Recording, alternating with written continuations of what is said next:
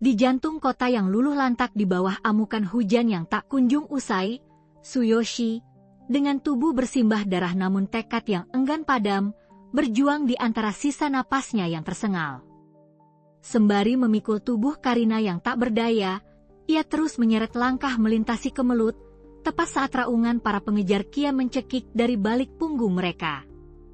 Tsuyoshi berdiri dengan tubuh menegang, menatap ke arah monster bayangan kolosal yang meruntuhkan gedung-gedung tinggi di atasnya seolah hanya tumpukan jerami. Karina dengan suara gemetarnya menunjukkan rasa takut sekaligus kesakitan saat ia mengaku bahwa ia tidak lagi bisa merasakan kakinya dan bertanya dengan putus asa apakah orang tua mereka selamat.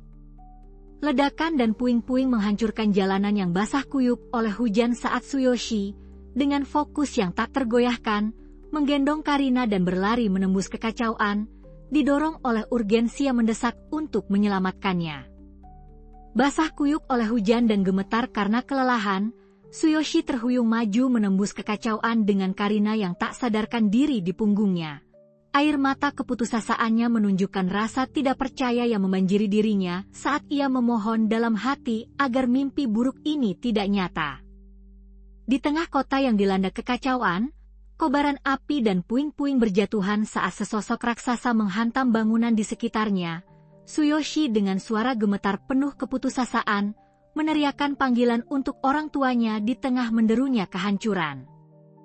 Tsuyoshi, berlumuran darah namun tak tergoyahkan, berjuang melawan arus dengan Karina yang mendekap erat di punggungnya.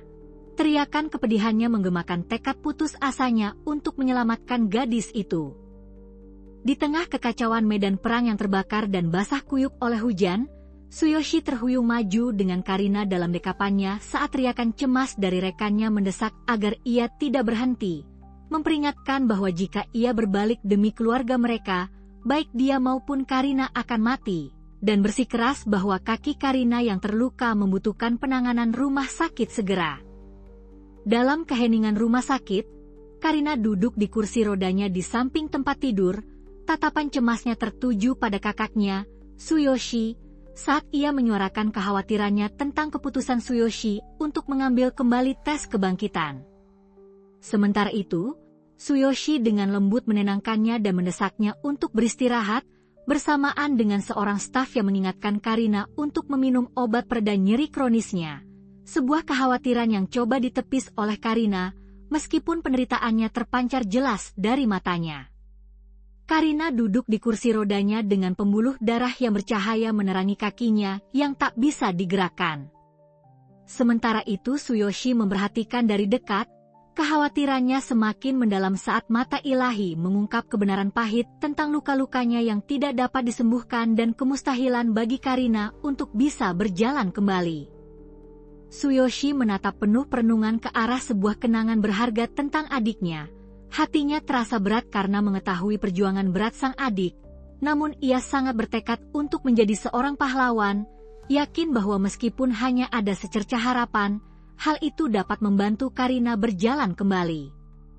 Di bawah langit malam yang luas, Tsuyoshi berdiri tegak dengan tekad yang berkobar di matanya.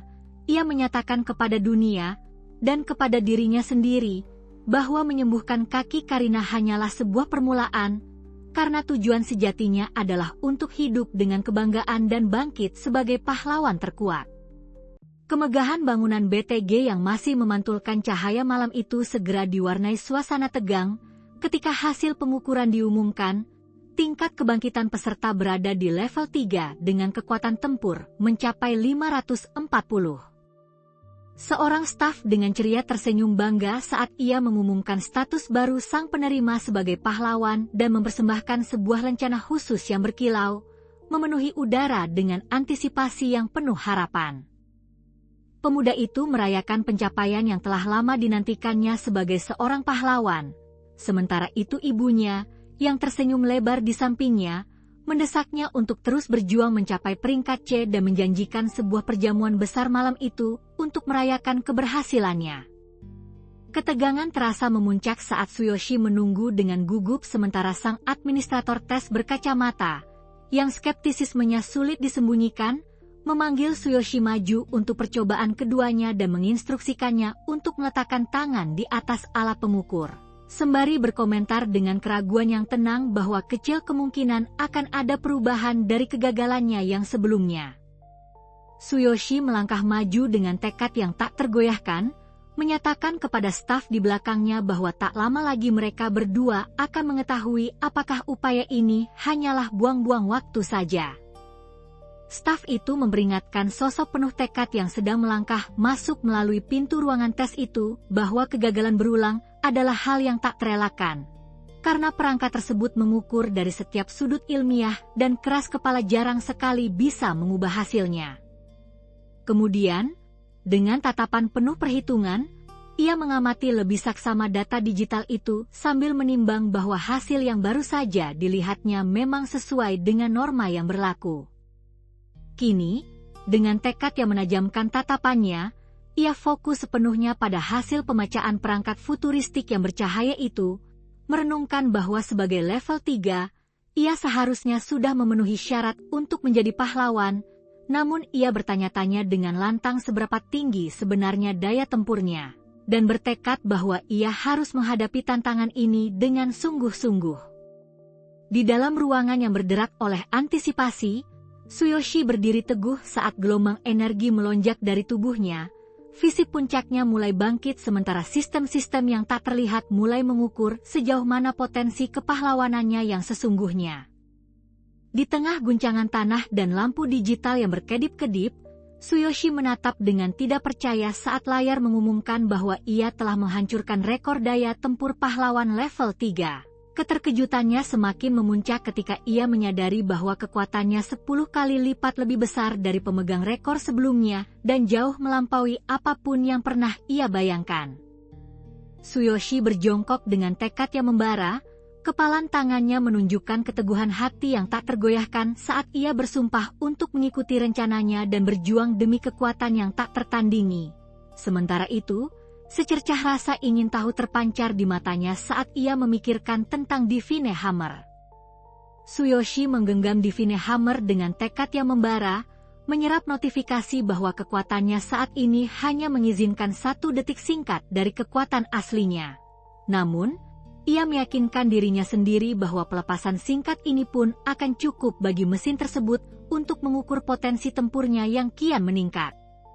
Tsuyoshi mencengkeram palu ilahi dan, dengan mata yang berkobar penuh tekad, menyatakan sumpahnya sebelum menghantamkan tangannya ke tombol merah yang bercahaya untuk melepaskan kekuatan legendaris senjata tersebut.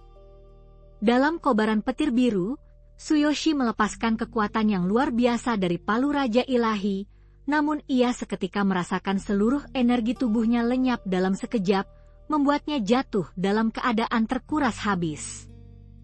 Kemarahan Tsuyoshi meledak saat ia menuntut agar daya tempurnya diukur dan mengungkapkan seberapa jauh ia telah menjadi lebih kuat. Lalu, di tengah badai energi yang semakin menggila, kegentaran menyebar ketika suara-suara panik meneriakkan bahwa gempa bumi mengguncang, langit berubah mengerikan, dan sistem pun menyerah mencoba mengukur kelebihan energi yang tak terkendali itu. Di dalam fasilitas pengujian yang remang-remang dan diselimuti ketegangan, seorang staf menerobos masuk melalui pintu dengan penuh kepanikan, menuntut untuk mengetahui identitas peserta tersebut. Di koridor yang bermandikan cahaya matahari dan diiringi gema perjuangan yang baru saja berlalu, Tsuyoshi melangkah maju dengan kepercayaan diri yang baru. Senyumnya merekah saat ia mengakui bahwa, meski kekuatannya sempat melemah setelah mengayunkan palu Raja Ilahi, ia akhirnya berhasil meraih gelar sebagai pahlawan resmi. Di lapangan latihan yang luas, Gaia, yang mengenakan zirah emas berkilauan, berbicara di hadapan deretan peserta pelatihan yang penuh tekad dengan janji serius akan instruksi yang keras. Sementara itu, kelompok tersebut menjawab serempak, suara mereka menggemakan rasa hormat dan kesiapan yang tak tergoyahkan di seluruh arena. Tsuyoshi berdiri, matanya yang lelah memancarkan kecemasan saat ia bertanya-tanya dalam hati bagaimana daya tempurnya akan dibandingkan saat mencapai level 9, merasa terusik oleh angka rendah yang baru saja ia ketahui. Di dalam aula pelatihan, seorang petugas dengan nada pasrah menginformasikan kepada para pemula yang bermata terbelalak bahwa mereka akan memasuki Dungeon peringkat D keesokan harinya untuk pengalaman lapangan.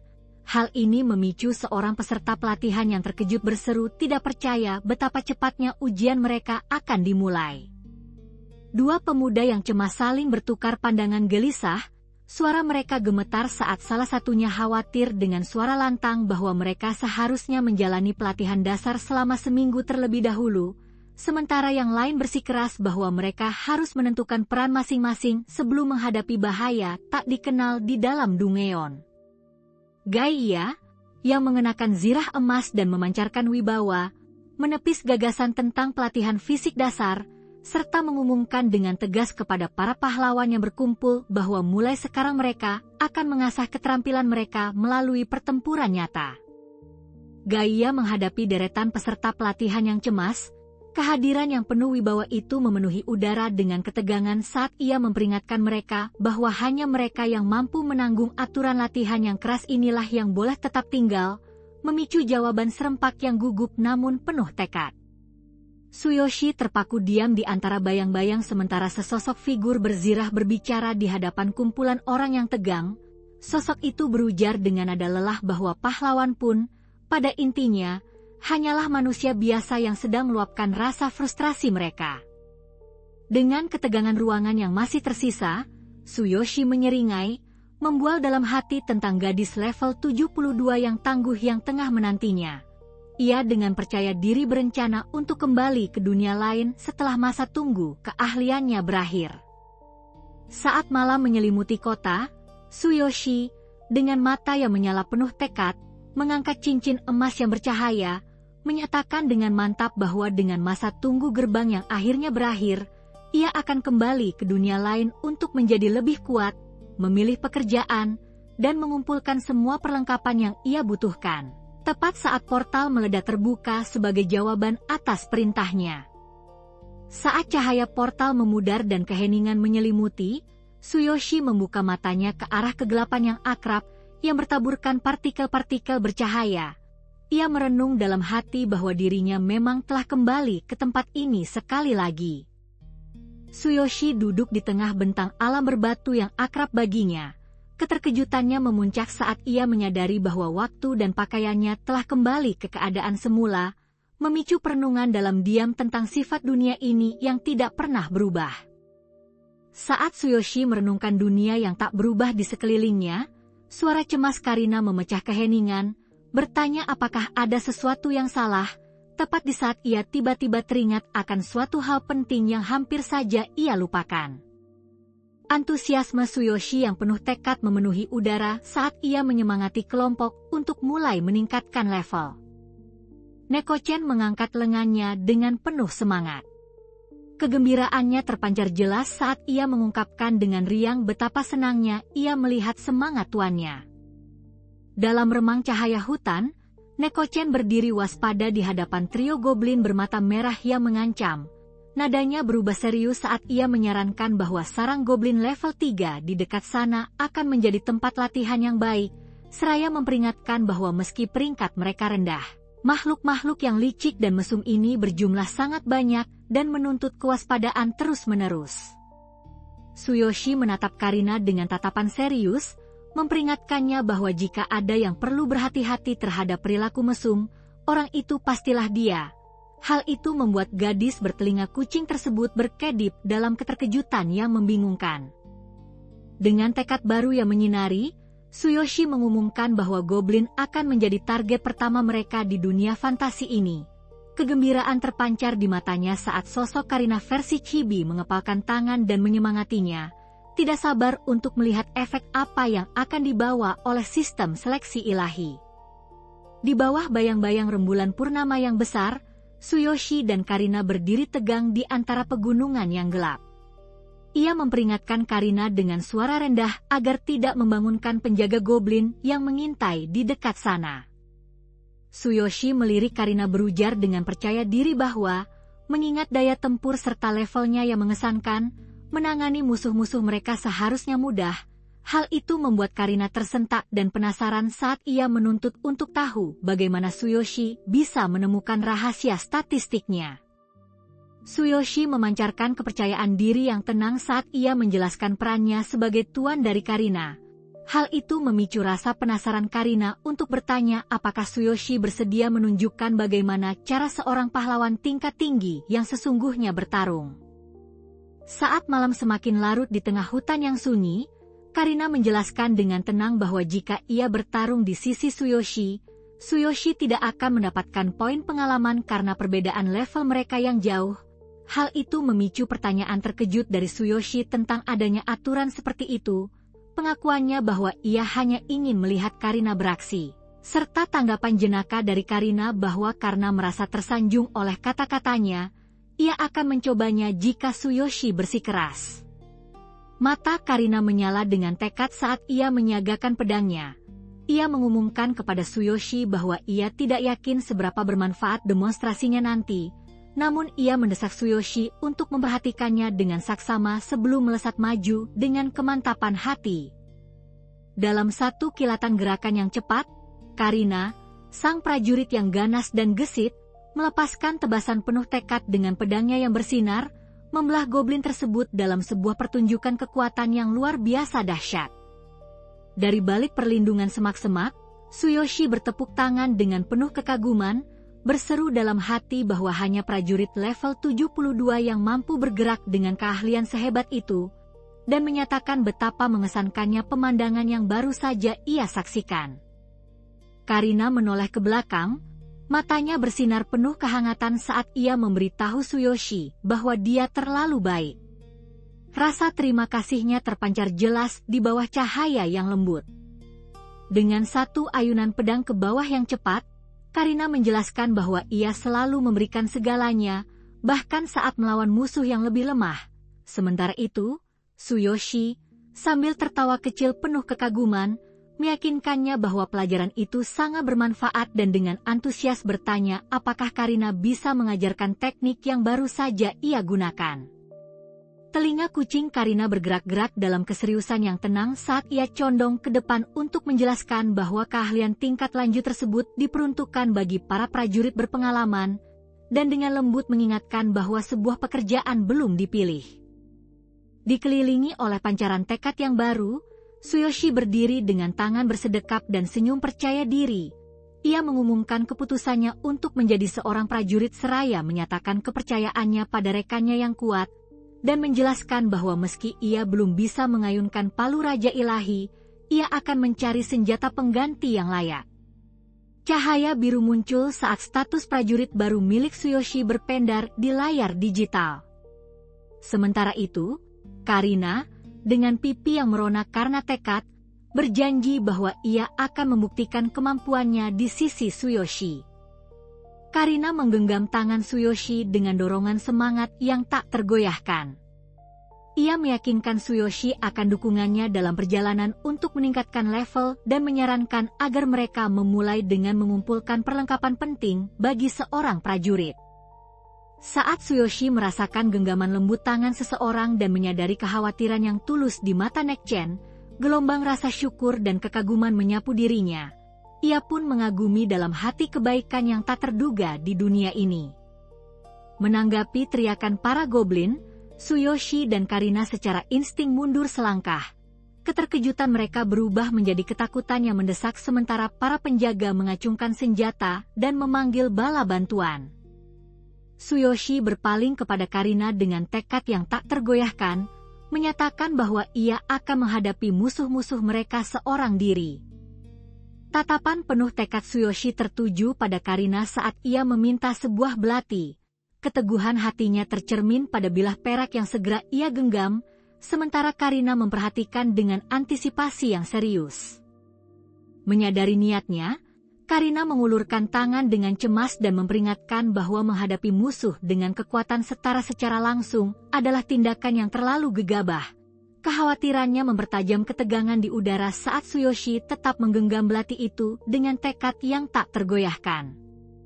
Tak tergoyahkan oleh peringatan Karina, Tsuyoshi menggenggam pedangnya dengan tekad yang membara dan mengumumkan kepada para goblin yang mendekat bahwa ia akan menggunakan mereka untuk menguji kekuatan terpendam dari Heaven Shaker, memperkuat kesan konfrontasi yang sudah di depan mata.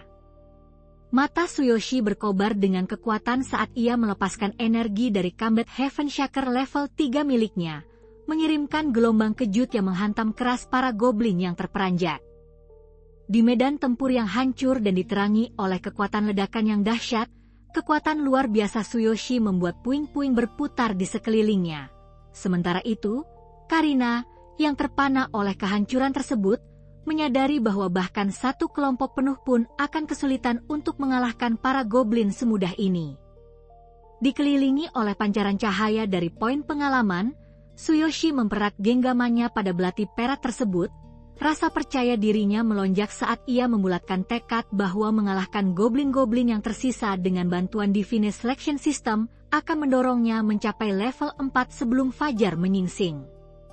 Di tengah sisa-sisa pertempuran, Tsuyoshi berdiri di atas goblin-goblin yang tumbang. Sementara itu, Neko-chan berdiri di samping Tsuyoshi, menawarkan sebuah senjata sementara dengan nada meminta maaf, sambil mendesaknya untuk menggunakan apa yang ada untuk saat ini. Tsuyoshi berdiri dengan rasa percaya diri yang teguh sambil menggenggam batang kayu yang rusak. Sementara itu, Neko-chan, dengan nada suara yang mendesak, bersikeras agar mereka segera mengumpulkan perlengkapan yang lebih baik, karena perlengkapannya saat ini membuatnya hampir tanpa pertahanan sama sekali. Tsuyoshi mengamati tubuhnya yang tanpa perlindungan dengan kekhawatiran yang kian memuncak. Ia mengakui dalam hati bahwa tanpa zirah yang layak dan senjata yang sesungguhnya, ia akan terus berada dalam ancaman. Tsuyoshi dengan penuh ketertarikan saat antarmuka bercahaya dari Divine Consciousness Inventory memperlihatkan 2 slot etrik miliknya. Satu telah ditempati oleh sebuah palu yang berkilauan, memicunya untuk merenungkan kemungkinan-kemungkinan menarik yang ditawarkan oleh ruang misterius ini. Terutama saat ia menyadari bahwa hanya 1 slot yang tersisa untuk pilihan berikutnya. Kemudian, saat tatapan Tsuyoshi tetap terpaku pada slot bercahaya itu, ia mulai menganalisis bahwa peningkatan level dan latihan akan memperluas ruang penyimpanan, mengeluhkan pada dirinya sendiri bahwa hanya memiliki 1 slot terbuka sangat menyulitkan, apalagi ketika ia tak bisa membuang palu yang sudah menempati 1 tempat itu. Sementara Neko-chan tetap menunggu dengan tenang, memperhatikan kegelisahan tuannya. Tsuyoshi terpaku oleh tatapan terkejut Neko-chan. Pipinya merona panas saat Neko-chan bertanya dengan heran apakah ada sesuatu di wajahnya. Sementara dalam hati Tsuyoshi mengagumi pesona gadis bertelinga hewan yang sulit ditolak dan merenungkan ras-ras fantastis lainnya yang mungkin ada di dunia ini. Jauh di dalam gua yang remang-remang, Tsuyoshi melirik ke belakang dengan tatapan cemas, menutupi kegugupannya saat ia meyakinkan Neko-chan bahwa ia hanya ingin memastikan gadis itu masih mengikutinya. Tsuyoshi terhenti dalam kebingungan saat Neko-chan dengan mendesak memperingatinya akan bahaya yang mengintai di belakang. Posisi tubuh gadis itu berubah saat ia bersiap untuk menyerang dengan tekad yang tak tergoyahkan. Neko-chan, dengan garang dan penuh tekad, mencoba menerjang para goblin dengan pedangnya tepat ketika mereka menjerit tentang adanya penyusup dan melompat ke arah Tsuyoshi yang terkejut. Tsuyoshi menggenggam senjatanya dengan penuh tekad sementara Neko-chan, yang waspada dan protektif, memperingatkannya dengan suara tegang bahwa para goblin akan menjadi lebih tangguh semakin dalam mereka menjelajah. Hal itu memicu Tsuyoshi untuk bertanya apakah bahaya yang lebih besar juga berarti imbalan yang lebih besar. Tsuyoshi meluncur di udara dengan mata yang berkobar penuh tekad. Ia berteriak agar tidak ada yang ikut campur jika ia ingin mengklaim poin pengalaman tersebut, sementara para goblin yang terkejut oleh serangan nekatnya, berteriak melihat langkah berani tersebut. Di bawah kilatan pertempuran yang sengit, Tsuyoshi menerjang maju dengan tekad yang membara dan, sambil melepaskan teriakan yang menggelegar, ia menghantamkan gada kayunya sekuat tenaga sambil berseru agar musuhnya merasakan kekuatan penuh dari kemarahannya. Di tengah sisa-sisa pertempuran, Tsuyoshi berdiri dikelilingi oleh para goblin yang tumbang, menghitung dalam diam poin pengalaman yang diperolehnya dengan susah payah. Ia merenung dengan cemas bahwa meskipun mengalahkan musuh yang lebih kuat membawa imbalan yang lebih besar, batang kayu miliknya yang rusak terasa sangat dekat dengan ambang kehancuran. Nekochen menatap ke arah tuannya dengan rasa bangga dan kagum, pikirannya berpacu saat ia takjub pada potensi ledakan kekuatan tuannya, merenungkan bagaimana pukulan dahsyat dari batang kayu itu mengungkapkan kekuatan yang jauh melampaui levelnya, dan membuatnya yakin bahwa hanya dialah yang mampu menumbangkan 3 musuh sekaligus dalam sekejap. Jauh di dalam koridor yang dipenuhi monster, Tsuyoshi melepaskan gelombang kekuatan yang tak terhentikan melawan gerombolan goblin yang kian menguat, sementara Nekochen menyaksikan dengan takjub. Ia berseru bahwa meski keahlian tuannya mengesankan, hancurnya gada keenam mereka secara terus-menerus membuktikan bahwa mereka membutuhkan senjata yang lebih baik. Di tengah pertempuran yang sengit, Tsuyoshi melepaskan pukulan terakhir yang dahsyat ke arah goblin yang putus asa itu. Dalam hati ia takjub betapa cepatnya bonus pengalaman dunia ini memicu lonjakan kekuatannya yang tak terduga. Tsuyoshi mengayunkan senjata kayunya dengan tekad yang membara. Ia merenungkan bagaimana dulu, saat ia masih bekerja sebagai petugas pembersih, para pahlawan sering mengeluh bahwa poin pengalaman kecil yang didapat dari kobold level rendah membuat kenaikan level hampir mustahil tanpa penjelajahan Dungeon yang tak ada habisnya, dan bagaimana di dunia asalnya. Desakan aliansi pahlawan untuk selalu berkelompok hanya berfungsi membagi imbalan dan memperlambat kemajuan lebih jauh lagi. Di tengah bayang-bayang remang, ketika dua sosok siluet melampiaskan rasa frustrasi tentang segalanya yang diambil guild dan impian naik level yang terasa mustahil, Tsuyoshi mendengarkan dengan cermat, rasa cemasnya semakin dalam saat ia mempertimbangkan kemungkinan bahwa bergabung dengan guild mungkin menjadi satu-satunya jalan keluar dari keputusasaan yang mereka rasakan. Mata Tsuyoshi membelalak kegirangan saat ia menyadari bahwa di dunia baru ini, ia bisa merebut semua pengalaman untuk dirinya sendiri. Ia takjub dengan lantang bagaimana monster-monster di sini memberikan imbalan yang jauh lebih besar, dan dengan antusias menyatakan bahwa ia akan naik level dengan kecepatan yang luar biasa. Jauh di dalam gua yang penuh bayangan, Tsuyoshi berdiri tegang dan penuh tekad di samping Nekochen yang cemas. Pikirannya berpacu saat seekor goblin yang mengancam muncul dari kegelapan, dan ia merasa khawatir bahwa dengan kecepatan seperti ini, ia mungkin akan langsung menerjang menuju sang bos. Ketegangan di dalam gua kini mencapai puncaknya. Wajah Tsuyoshi yang bersimbah keringat menegang penuh kewaspadaan saat ia bertanya-tanya dalam hati apakah sosok menakutkan di depannya itu benar-benar sang goblin bos. Suasana di dalam ruangan itu kini berubah dari sekadar berbahaya menjadi mengerikan. Tsuyoshi dan Nekochen menghadapi bos goblin yang menjulang dengan rasa ngeri. Nekochen mengungkapkan dengan suara gemetar bahwa makhluk itu telah dirasuki kegelapan yang korup, membuat Tsuyoshi terhuyung kaget melihat transformasi jahat tersebut. Kegelapan yang menyelimuti bos goblin tersebut memicu memori yang selama ini terkubur jauh di dalam sanubari Tsuyoshi, mengubah medan tempur menjadi ruang sidang emosional yang mencekam. Tsuyoshi berdiri membeku karena terkejut dengan senjata di tangan, sementara Nekochen mengawasi dengan waspada di belakangnya saat seekor goblin gelap yang mengancam muncul. Kehadirannya yang mengerikan membangkitkan ingatan akan entitas yang dulu merenggut nyawa orang tuanya, membuatnya menyadari dengan rasa ngeri bahwa musuh yang dirasuki kegelapan, seperti bos yang tangguh ini, menjadi jauh lebih berbahaya berlipat ganda. Tsuyoshi dengan tekad yang membara, ia menyatakan dengan lantang sumpahnya untuk membalaskan dendam orang tuanya dengan mengalahkan setiap kekuatan yang terikat pada kegelapan. Kemarahan Tsuyoshi telah mencapai titik didih. Tsuyoshi melepaskan serangan dahsyat terhadap goblin itu. Hantaman kuatnya didorong oleh kemarahan saat ia mengutuk kegelapan karena telah menghancurkan kehidupan Karina. Nekochen meluncur di udara dengan tekad yang membara di matanya saat ia mengayunkan pedangnya ke arah lengan monster di bawahnya. Ia berseru dengan mendesak kepada tuannya tentang senjata mereka. Tsuyoshi, yang bersimbah peluh dan darah, menolak untuk menyerah. Mata bercahayanya yang sengit membara dengan tantangan saat ia menuntut jawaban apakah musuh-musuhnya, mereka yang bertanggung jawab atas kematian orang tuanya dan melabeli diri sebagai musuh Karina, benar-benar berniat membunuhnya, sambil bersumpah bahwa ia tidak akan pernah kalah dari monster itu. Cahaya yang memancar darinya bukan sekadar efek visual, melainkan manifestasi dari potensinya yang selama ini terkunci. Otot-ototnya membengkak dan seluruh tubuhnya bersinar saat sistem mengumumkan selesainya aktivasi fisik pamungkasnya, memenuhi udara dengan sensasi pemberdayaan yang dahsyat. Mata Tsuyoshi berkobar dengan tekad saat ia memutuskan bahwa jika tidak ada senjata di tangan, tubuhnya sendirilah yang akan menjadi senjata. Ia menyalurkan seluruh kekuatannya ke dalam sebuah pukulan dahsyat yang menerbangkan puing-puing dan membuat goblin itu terhuyung karena terkejut.